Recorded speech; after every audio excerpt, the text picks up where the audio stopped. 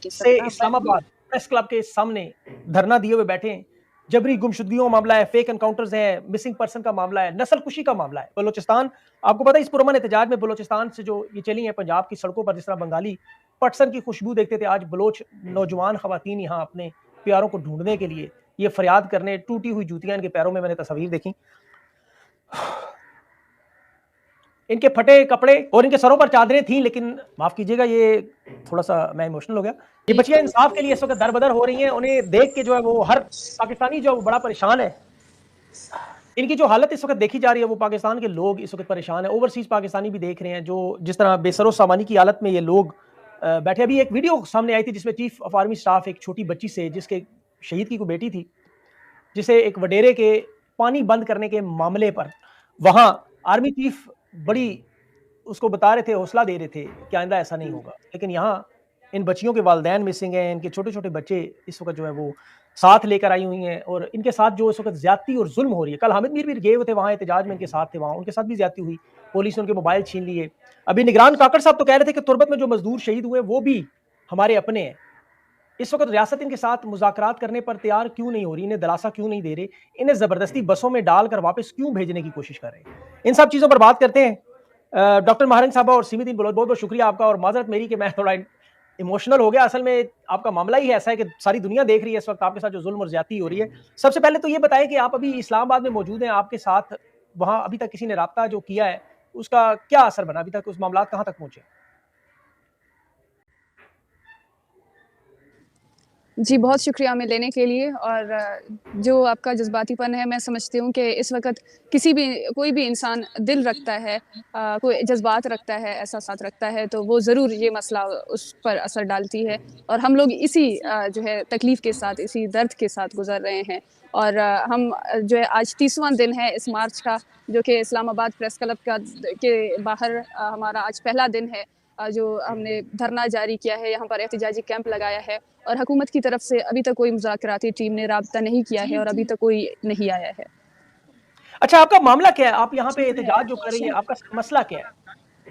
आपका मुतालबा क्या है? जी, देखिए, बलूचिस्तान का मसला बहुत ही वाज़ेह मसला है कि लोगों को उठाकर गायब करके और फिर उनकी लाशें कभी मशक़शुदा हालत में और कभी जो है उनको मास ग्रेव्स में, कभी उनको फेक एनकाउंटर्स में, कभी दश्त जैसे कब्रिस्तान आबाद किए जाते हैं मिसिंग पर्सन्स को। तो हम इस नस्ल कुशी के ख़िलाफ़, हम ये जो हमारे माँओं के गोद से उनके बच्चे छीन लिए जाते हैं, जो बहनों के भाई उनसे छीन लिए जाते हैं, जो बीवियों के शौहर सालों साल गायब होते हैं, उनको नहीं पता होता है कि वो कहाँ और किस हाल में है। हम जैसी बेटियाँ जिनके वालिद 15-15 सालों से गायब होती हैं और वो ये तक नहीं जानती हैं कि वो खुद को यतीम तस्वुर करें या कि अभी भी वालिद के इंतज़ार में बैठी रहें। तो हमारा मुतालिबा, हमारी जंग ये सारी इन्हीं चीज़ों पर है। सिर्फ़ और सिर्फ हमारी लोगों की ज़िंदगी, हम और कुछ नहीं मांग रहे हैं। हम सिर्फ़ और सिर्फ अपने लोगों की ज़िंदगी और उनकी सलामती मांग रहे हैं, जो कि वही सलामती, वही हकूक़ जो कि इस मुल्क के आईन ने हमें दिए हैं कि हम अपने प्यारों के बारे में पूछ सकते हैं। इस मुल्क की अदलिया इस बात को सपोर्ट करती है, इस मुल्क की जमहूरियत इस बात को सपोर्ट करती है कि किसी भी शहरी को आप बगैर मजिस्ट्रेट के सामने पेश किए आप उनको गायब नहीं रख सकते। लेकिन इसके बावजूद, अदालती अहकामात के बावजूद बार बार जो है इस कानून की खिलाफ वर्जी हो रही है। लेकिन फिर भी अदालत, अदलिया समेत जितने भी इदारे हैं वो सब इस पर खामोश हैं। और हम देखते हैं कि जबरी गुमशुदगी के मसले पर कोई भी संजीदा नहीं है। हर एक इसको एक जोक समझती है, एक मज़ाक़ ख़ेज़ बात समझती है। और कभी यहाँ पर जो है इक़्तिदार पर बैठे लोग इस पर मज़ाक करते हैं और ये हमारी ज़िंदगियाँ इससे बर्बाद हो गई हैं, हमारे घर तबाह हो गए हैं, हमारी माएँ बहनें वो ज़हनी और नफ्सियाती मरीज़ बन चुकी हैं। हमें हमारे लिए कुछ भी अपने मुस्तक़बिल के बारे में नज़र नहीं आती है। लेकिन ये इक़्तिदार की कुर्सी पर बैठे बेहिस जो लोग हैं उनको ये मसला समझ नहीं आती। तो हमने यही फ़ैसला किया कि जो हमारे इस मसले पर हँसते हैं, जो हमारे इस मसले पर मज़ाक उड़ाते हैं, हम उन्हीं के शहर जाकर हम इस मसले को दिखाएँगे। सरफ़राज़ बुगटी साहब जैसे लोग हैं वो जो कहते हैं कि जबरी गुमशुदगियों का मामला 50 लोगों पर है, और ये भी लोग कोई गायब नहीं है, इनमें से कोई पहाड़ों पर है, कोई अफ़गानिस्तान में है, या फिर ये लोग गायब नहीं हैं बल्कि इनकी अपनी बीवियों से झगड़े हुए हैं और ये कराची जा चुके हैं ये लोग। तो हम इस हकीकत को आशना करने, हम इस हकीकत को पूरी दुनिया को दिखाने के लिए हम आए हैं कि मिसिंग पर्सन्स के लोग 50 नहीं हैं, मिसिंग पर्सन्स के लोग हज़ारों की तादाद में हैं। और ये जो आप ड्रामा कर रहे हैं, जिस तरीके से आप मिसिंग पर्सन्स के इशू को आप जाली दिखा रहे हैं, आप फेक दिखा रहे हैं, हम उस हकीकत के साथ आ रहे थे। हम उस हकीकत को दिखाने के लिए, हम उस हकीकत को एक्सपोज़ करने के लिए यहाँ पर आ रहे थे, जो रवैया हमारे साथ रखा गया।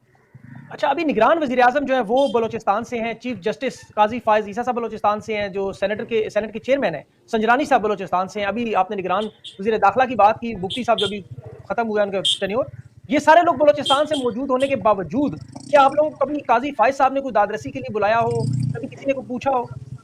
जी नहीं, ये सवाल हमसे तमाम रिपोर्टर्स, तमाम जर्नलिस्ट पूछते हैं। लेकिन सबसे पहली बात ये है कि कोई भी शख्स पहले किसी खित्ते से होने से पहले वो एक इंसान होती है।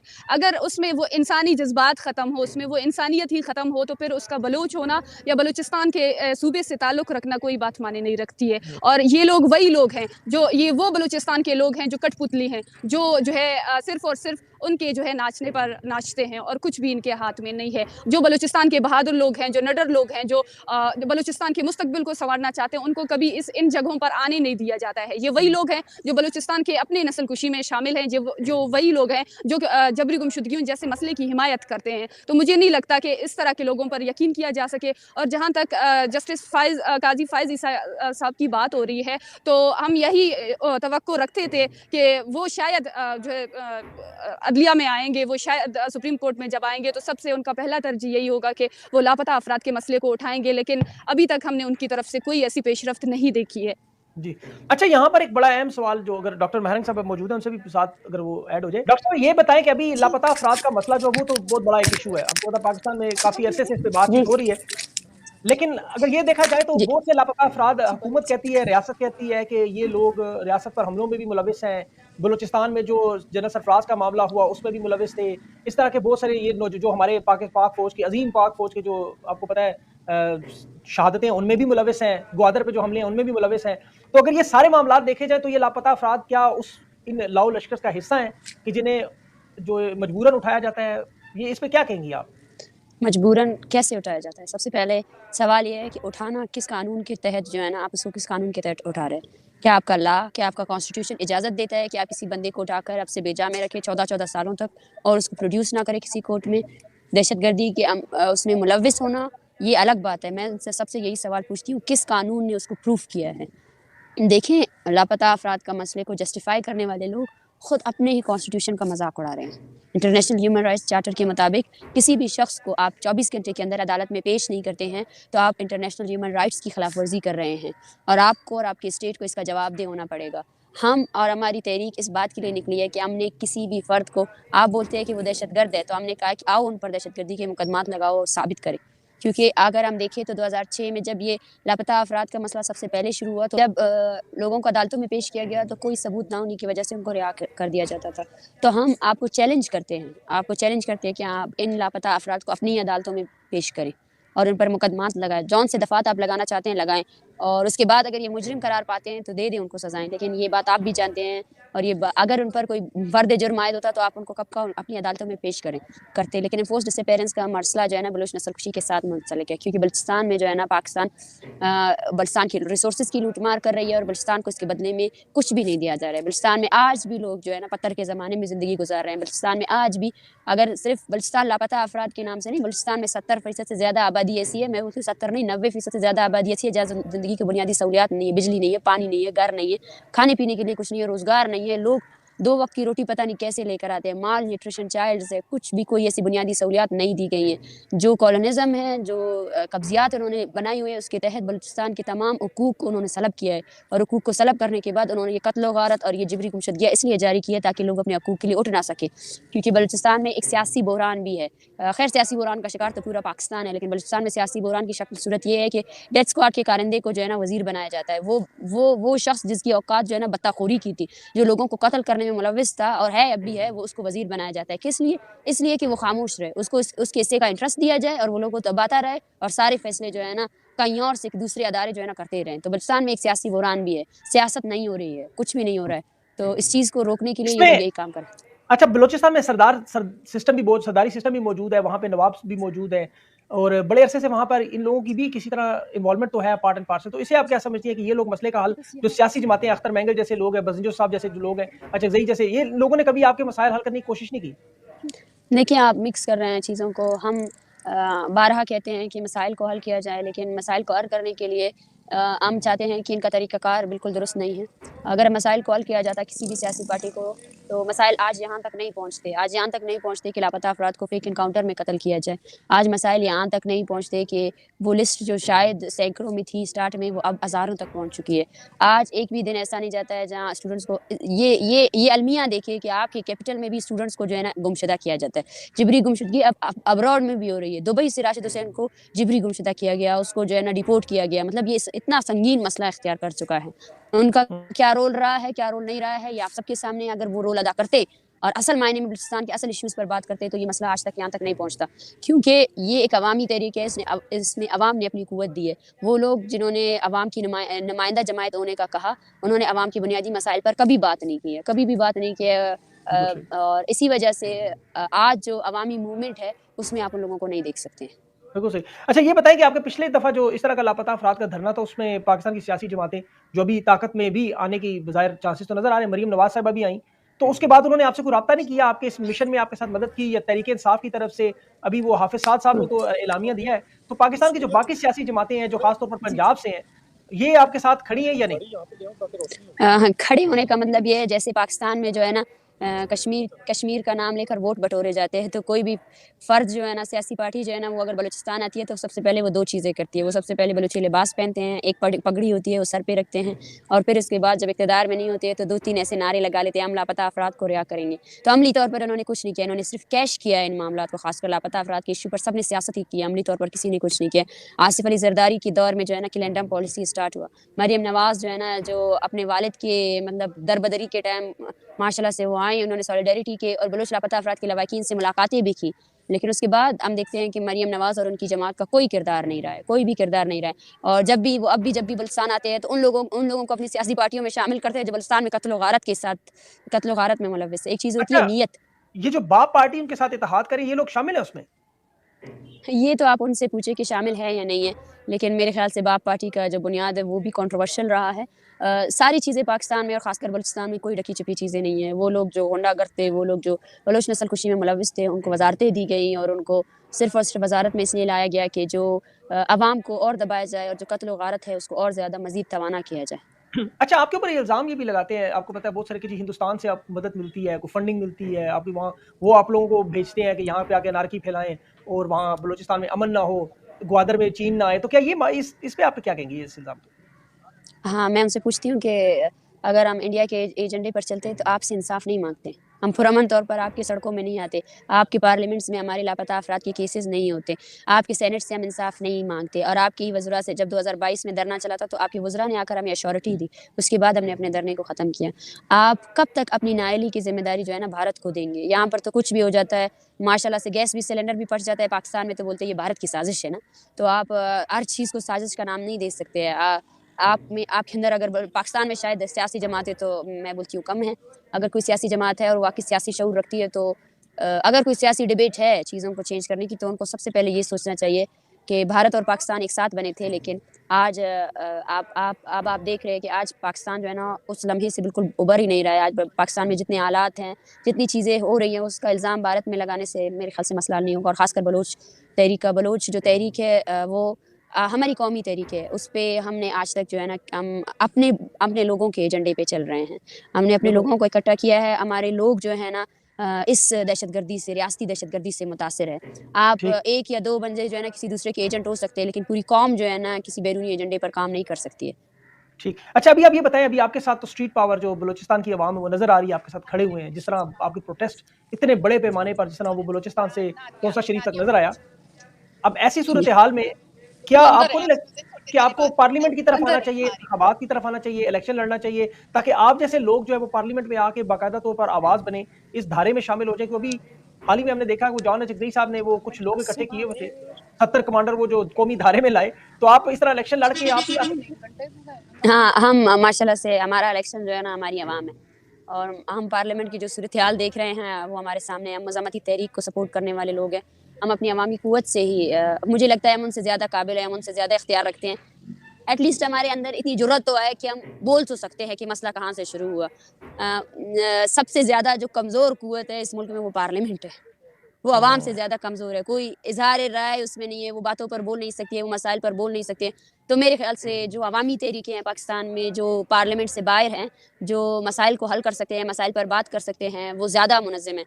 और पार्लियामेंट की वो सूरत-ए-हाल नहीं है। पार्लियामेंट का ख़ैर मैं नाम लेना नहीं चाहूँगी, कुछ ऐसे लोग थे जो पार्लियामेंट में इक़्तिदार में आने से पहले काफ़ी जो है ना सपोर्ट करते थे ऐसे मूवमेंट्स को, लेकिन जैसे ही वो इक़्तिदार की कुर्सी पे बैठते हैं, तो वो उनका रवैया चेंज होता है, उनके बयानात चेंज होते हैं। तो पार्लियामेंट अभी तक जो है ना अवामी मसलों को जो है ना आइडलाइज़ नहीं कर रही है। पार्लियामेंट ने आज तक जो है अच्छा ना ये अवामी मसलों जी, को जी। आइडलाइज़ नहीं किया है। जी। बिल्कुल सही। अच्छा ये बताएँ कि अभी जो ओवरऑल आपको गिला था हमेशा बलोच लोगों को कि पंजाब से हमारे लिए आवाज़ नहीं उठती। इस दफ़ा तो आपने देखा पंजाब में दिन दिहाड़े लाहौर में भी मिसिंग पर्सन हुए, फिर इस्लामाबाद में भी हुए, फिर उसके बाद पाकिस्तान के हर शहर में आपने देखा दिन दिहाड़े पार्लियामेंटेरियंस भी उठाए गए, लोग भी उठाए गए, खवातीन चादर चारदीवारी, ये सारा मामला आपके सामने है पिछले 2 साल से। तो अब तो पंजाब और बलोचिस्तान तकरीबन एक जैसे मामले पर आ चुके हैं यहाँ पर, तो अब आपको गिला शिकवा है इनसे? देखिए मुझे खुशी है हकीकतन आज मैं ये बात कहती आ रही हूँ कि यहाँ से हमें जो सपोर्ट मिला है और हमने हमेशा यही कहा है कि जो तफ़र्रुक़ हमारे दरमियान फैलाया गया कि बलोच के खून पर जो है ना खुश होया जाए और बलोच के खून पर जो है ना मुस्कुराहट हो जाए, वो हमें नहीं करना है। हमें एक साथ जो है ना इस क़त्ल-ओ-ग़ारत को ख़त्म करना है। वो ताकत जो रियासत को दी गई है, उसके इस्तेमाल का हमें भी वो अंदाज़ा होना चाहिए कि उसका इस्तेमाल अकाउंटेबल इस्तेमाल होना चाहिए। उस इस्तेमाल को अकाउंटेबिलिटी के ज़रिए ही जाँचा जाए। और मैं हमेशा कहती हूँ कि हम जब पंजाब का नाम लेते हैं, तो पंजाब का मतलब मैं बार-बार ये कहूँगी कि उसके आम आवाम नहीं हैं। हम कभी भी पंजाब से ये मुराद नहीं रखते हैं कि पंजाब के आम आवाम जो लोग जिन लोगों को इस चीज़ का इल्म ही नहीं है कि वो क्या कर रहे हैं। और हम जानते हैं कि हमें ये भी पता है कि आम आवाम कभी भी कोई भी नहीं चाहेगा, हर किसी का बाप है, कोई भी नहीं चाहेगा कि इस जैसे मसले पर जो है ना लोगों की कत्ल-ओ-ग़ारत हो। और हमने जब भी पंजाब का नाम लिया है, तो पंजाब के मतलब ये है कि वो लोग जो इक़्तिदार की कुर्सी पे है, वो लोग जो इस ताकत को एक्सरसाइज़ कर रहे हैं। और हम कल भी कहते थे और आज भी कहते थे। हाँ, एक गिला था कि जब ये सारी चीज़ें हो रही थी, तो वो आवाज़ हमें नहीं मिली और जब भी मिसिंग पर्सन्स पर बात होती थी, तो हमें बैरूनी एजेंट के नाम पर एक नफ़रत फैलाई गई बेसिकली तौर पर अपने ज़ाहिर-सी बात है आवाम को आपको तो कुछ ना कुछ तो देना पड़ेगा। जब सबसे पहले जो आपने नफ़रत फैलाई अपने नाअहली के लिए, तो इंडिया और पाकिस्तान का वो कहते हैं कि हिंदू है, फलाँ है, फलाँ है। तो इस चीज़ में आवाम को इतना लाया गया कि इसकी वजह से जो भी रियासत के ख़िलाफ़ उठता था, तो यही अफ़वाह फैलाई जाती थी, इस प्रोपेगेंडा किया जाता था कि वो इंडिया का एजेंट है, जिसकी वजह से लोग सोचे समझे बगैर उसकी मुखालफत करते थे। लेकिन इसके खैर मैं लास्ट में अपने कमेंट्स दूँगी क्योंकि बहुत लेट जी, हो गया और मुझे अंदर जी, काम है। जी। जी, जी, मेरा आखिरी सवाल हमें आपसे ये भी है कि आप आर्मी जी। चीफ से कोई आपकी अपील है बराह रास्त, आप भी पाकिस्तान की बेटी हैं, तो उनसे कोई अपील करती हैं? बड़े तो पाकिस्तान के अब यही लोग हैं, आपको पता है चीफ जस्टिस हैं, आर्मी चीफ हैं। देखिए हमारे लिए तो बड़े जो है ना इस पाकिस्तान के अदारे हैं, चाहे जो भी हो, मैं बार-बार कह चुकी हूँ, हमारा मुतालबा हर उस कुव्वत से है जो इख्तियार रखता है। अच्छा, आखिर में मुझे सिर्फ इतना बता दें कि अब आप पाकिस्तान के आपको पता है आला तरीन ओहदे पर तो आर्मी चीफ हैं, चीफ जस्टिस हैं, तो इन लोगों से आपका मुतालबा क्या है? अब आप इनसे क्या दरख्वास्त कर रही हैं? जी देखिए हमारा जो मुतालबे हैं हमारे वो बहुत सीधे-साधे हैं कि हमारे लोगों की बाजियाबी और बलूचिस्तान में होने वाले जुल्म, ज़्यादती, कत्ल गारत के सिलसिले को रोकना है। और हमने हमेशा इस पे आवाज़ उठाया है, हमेशा मिसिंग पर्सन्स के मसले को हुकूमत की तरफ से कहीं से भी संजीदगी से नहीं उठाया है। चाहे वो हुक्मरान हो, चाहे वो यहाँ की फ़ौज हो या चाहे यहाँ के जो इंसाफ के जितने भी इदारे हैं। हमने यहाँ की अदलिया को से रुजू किया है। यहाँ की अदलिया शहीद बालाच बलोच को अदालत के अंदर जो है अदालत के ही हुक्म पर सीटीडी के हवाले किया जाता है जिस्मानी रिमांड पर, और उसी दौरान बालाच बलोच को शहीद किया जाता है। और यही अदालत फिर जो है इसी सीटीडी से एहतसाब तक नहीं कर सकती है। और हम देखते हैं दूसरी तरफ से यही अदालत रात के 12 बजे खोलती हैं हुकूमतों की तब्दीली के लिए। यही अदालतों में हम देखते हैं कि शहीद बालाच की लाश खुद अपने पेशी के दिन अदालत के सामने पेश हो जाती है, लेकिन अदालत की तरफ से उनको इंसाफ नहीं मिलती है। तो यहाँ के अदलिया हो, यहाँ के हुक्मरान हो, यहाँ जितने भी मसाइल हैं वो बहुत ज़्यादा सिलेक्टिव हैं। ये अगर पंजाब में कोई इशू इस रीजन में कोई इशू है तो बलूचिस्तान में उस चीज़ को अलग नज़र से देखा जाता है। और हमारे मुतालिबात सिर्फ़ और सिर्फ हमारे प्यारों की बाजियाबी है और हमारी माएँ, हमारी बहनें जिस ज़हनी अज़ियत से, जिस तकलीफ़ से गुज़र रही हैं, हमें उनसे यही चीज़ सिर्फ निजात चाहिए। हमें बलूचिस्तान के लिए कुछ नहीं चाहिए। हमारी ज़मीन लूटी जा रही है, हमारे आज भी हमारी जो ज़मीन है वो दुनिया के जो है पसमानदा तरीन मुल्कों में शुमार होती है, लेकिन हमें वो मसला नहीं है। हम बलूचिस्तान से निकलने वाले वसाइल और वसाइल भी नहीं मांग रहे हैं। हम कुछ भी नहीं मांग रहे हैं। मुझे आज भी ज़ाकिर मजीद की वालिदा अपने बेटे को याद करते हुए ये कह रही थी कि हम तो पंजाब में आते हैं, हम यहाँ पर इनके बड़े-बड़े रोड्स देखते हैं, हम यहाँ पर इनके बड़े-बड़े बंगले देखते हैं, हमें तो रश्क नहीं आती है, हमें हसद नहीं होती है, फिर क्यों इनको बलूचिस्तान में सिर्फ हमारे नौजवान बच्चे ही नज़र आते हैं, वो उनको भी उठाकर गायब कर देते हैं। तो ये एक बहुत सोचने वाली बात है कि ये माएँ इस तरह की चीज़ों को महसूस करती हैं, वो इस तरह की चीज़ों को सोचती हैं और वो रियासत जिसको माँ कहा जाता है, वो रियासत का रवैया दो तरफ़ा है, वो एक तरफ़ा नहीं है। वो कुछ लोग उसी वही रियासत अपने कुछ बच्चों को बरतर ट्रीट करती है और कुछ जो है अपने सूबों को वो कमतर ट्रीट करती है। तो सबसे पहले इसमें मिसिंग पर्सन बिल्कुल सही, आपकी राब्ता टूट रहा है। आपका बहुत-बहुत शुक्रिया, आपने अपना कीमती वक़्त दिया। अल्लाह ताला आपके मसाइल हल करे और के साथ आपको जो इसी तरह संगीन है। जी, जी। नहीं, जी, आपका पूरी मुझे बहुत माज़रत, ये आगे कॉल नहीं, नहीं, कोई डिस्टर्ब बात कर नहीं, कोई रही बात थी नहीं। तो नहीं, नहीं, जी। आपने अपना कीमती वक़्त दिया। यकीन करें, मेरी दुआ है दिल से कि अल्लाह ताला आपके जो मसाइल हैं, ये हल करे। जो मिसिंग पर्सन का मसला है, रियासत की आँखें खुलें। वो देखें कि ये भी अपने बच्चे हैं, ये सौतेले नहीं हैं, ये कोई बॉर्डर पार से नहीं आए। ये भी बलूचिस्तान, बिल्कुल। पाकिस्तान का हिस्सा है, पाकिस्तानी है, मुसलमान बच्चियाँ हैं। अल्लाह ताला आप पे रहम करे और आपको इस्तकामत दे और आप बहुत बड़ी जंग लड़ रही हैं, अल्लाह इसमें आपको कामयाब करे।